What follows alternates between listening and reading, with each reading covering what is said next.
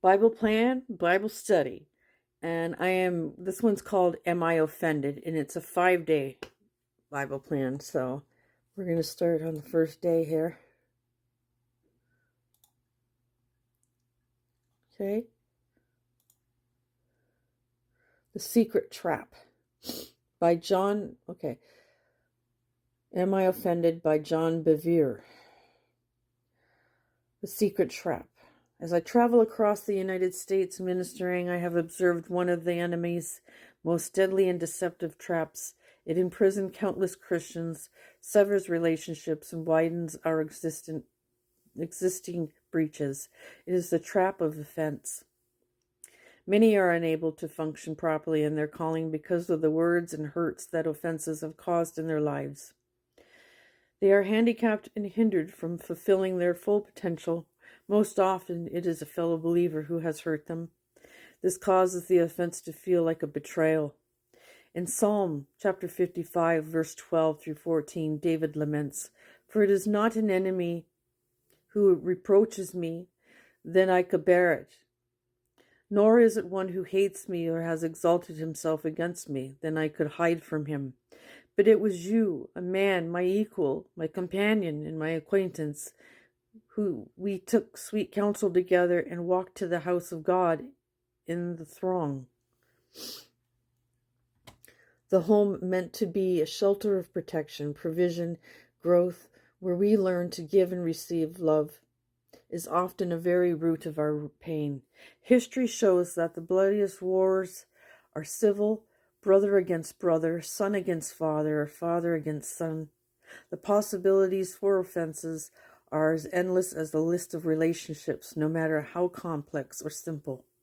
The truth remains, only those you care about can hurt you. You accept more from them.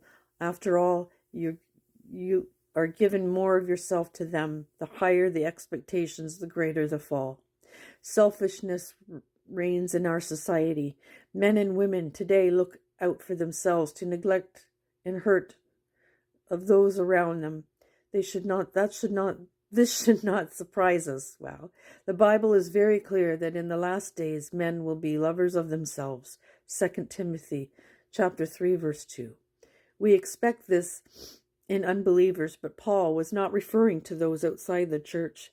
He was talking about those within it. Many are wounded, hurt, and bitter. They are offended, but they do not realize that they have fallen into Satan's trap. Is it our fault? Jesus made it very clear that it is impossible to live in this world and not have the opportunity to become offended. Yet most believers are shocked, bewildered, and amazed when it happens. We believe we are the only ones who have been wronged. This response leaves us vulnerable to a root of bitterness. Therefore, we must be prepared and armed for offenses because our response determines our future. And a servant of the Lord must not quarrel and be gentle to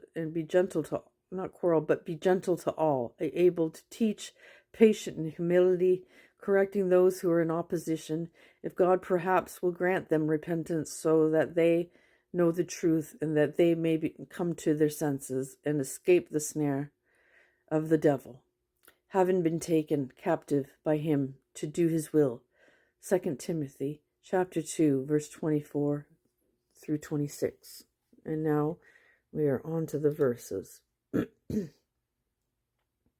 Psalm chapter 55, verse 12 through 14. For it is not an enemy who reproaches me that I could bear it, nor is it one who hates me who has exalted himself against me, then I could hide from him. But it was you, a man, my equal, my companion, and my acquaintance. We took sweet counsel together and walked in the house of God in the throng.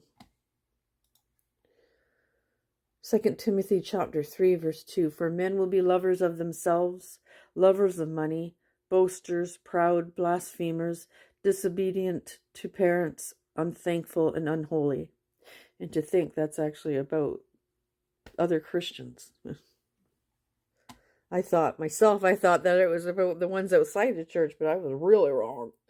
2 Timothy chapter 2, verse 24 through 26. And the servant of the Lord must not quarrel, but be gentle to all, able to teach, patient, in humility correcting those who are in opposition, if God perhaps will grant them repentance, so that they may know the truth, and that they may come to their senses and escape the snare of the devil, having been taken captive by him to do his will. Okay, and that's it for this Bible plan for tonight, and I'll be back tomorrow. Bye for now.